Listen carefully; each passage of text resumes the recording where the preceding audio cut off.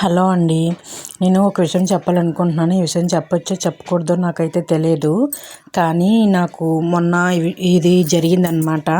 చాలా బాధ అనిపించింది.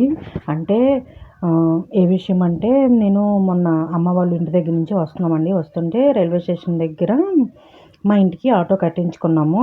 కట్టించుకుంటే వస్తున్నాం, మధ్యలో వస్తున్నాము. ఒక దగ్గర ఆపండి, ఒక చిన్న కొనుక్కొని వెళ్ళిపోదాము అంటే, ఓకే మేడం ఆపుతానని చెప్పి ఆపాడండి. కరెక్ట్ ఎక్కడంటే ఇస్కాన్ టెంపుల్ దాటాము, అక్కడ అనమాట ఆపారు.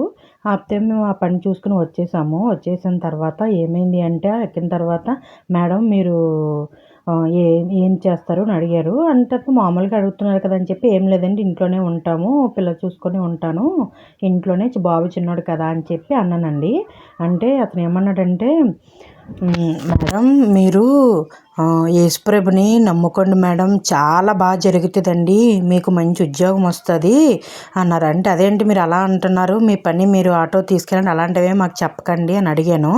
అడిగితే మేడం తప్పుగా అనుకోకండి, యాక్చువల్లీ నేను ఒకప్పుడు కూడా ఇందులోనే ఉండేవాడిని, అప్పుడైతే నేనైతే అసలు ఏ పని చేసేవాడిని కాదు, ఇంటి దగ్గర తినుక్కొని ఇంటి దగ్గర అందరితో తిట్లు కాసుకొని ఉండేవాడిని అండి, అసలు ఏ పని చేయాలనిపించేది కాదు, తాక్కుని ఆట ఉండేవాడిని. కానీ నాకు ఒకళ్ళేమో ఇలా చెప్పారు, ఇందులోకి రండి ఇదంతా బాగా జరుగుతుంది అని చెప్పారు.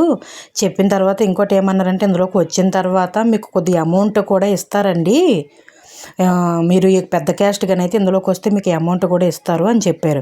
అదేంటి మీరు అలా మాట్లాడుతున్నారు, మీరు ఆటో వేసుకుని తీసుకువెళ్ళాలి తప్ప ఎందుకు మాకు ఇలాంటివి చెప్తున్నారు, ఎలా అయితే మీకు కంప్లైంట్ ఇస్తాము ఇలా చెప్తున్నారు అని చెప్పి అంటే, మేడం మేము కావాలని చెప్పలేదు, నిజంగా చెప్తున్నాను, మీరు ఎందుకంటే ఇంటి దగ్గర ఉన్నారు అని చెప్తున్నారు కదా పిల్లలతో, అదే ఇతను కానీ నమ్ముకుంటే మంచి జాబ్ వస్తుంది, చాలా బాగుంటుందండి అని చెప్పారు. చెప్పిన తర్వాతే మీకేం బాగుంది అని అడిగాను అనమాట.